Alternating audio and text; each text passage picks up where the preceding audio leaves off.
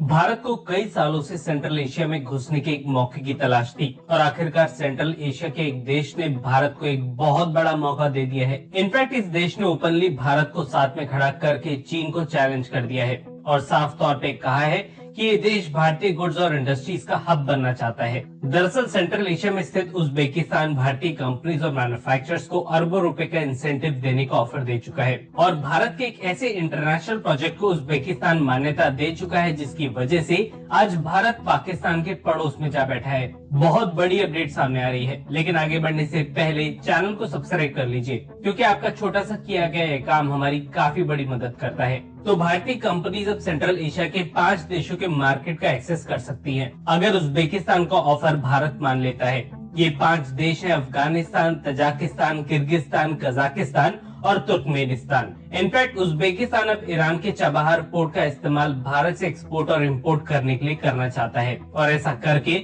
ये लैंडलॉक देश पाकिस्तान को जरूरत पड़ने पर बाईपास कर सकता है। उज्बेकिस्तान भारतीय निवेशकों को कुछ काफी बड़े ऑफर्स दे चुका है, स्पेशली आईटी, टेक्सटाइल, इलेक्ट्रॉनिक्स और फार्मास्यूटिकल्स। अगर आपने ध्यान दिया हो तो भारत इन सभी सेक्टर्स में लगभग पूरी तरीके से आत्मनिर्भर या तो बन चुका है या फिर बनने वाला है। आपकी जानकारी के लिए बता दें कि अभी के समय अराउंड 480 फर्म्स और कंपनीज उज्बेकिस्तान में मौजूद है, जिनमें भारतीय कंपनीज का कुछ न कुछ शेयर है और इनमें भी 280 ऐसी कंपनीज है जिनका 100% शेयर भारतीय कंपनीज के पास है।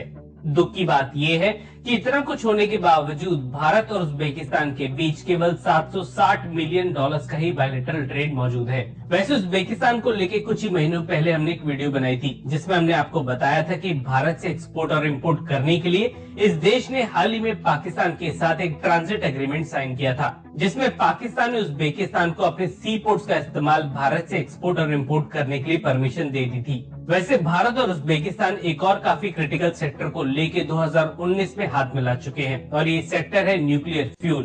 उज्बेकिस्तान में यूरेनियम के काफी बड़े भंडार मौजूद हैं और भारत ने इस यूरेनियम को खरीदने के लिए उज्बेकिस्तान के साथ एक ऐतिहासिक एग्रीमेंट साइन कर लिया था। आपको बता दें कि सेंट्रल एशिया में भारत ने एक नॉर्थ साउथ कॉरिडोर बनाने का प्रस्ताव रखा था और इस कॉरिडोर का मकसद ईरान और अफगानिस्तान से होते हुए तुर्कमेनिस्तान और उज्बेकिस्तान के बीच ट्रेड रूट को खड़ा करने का था।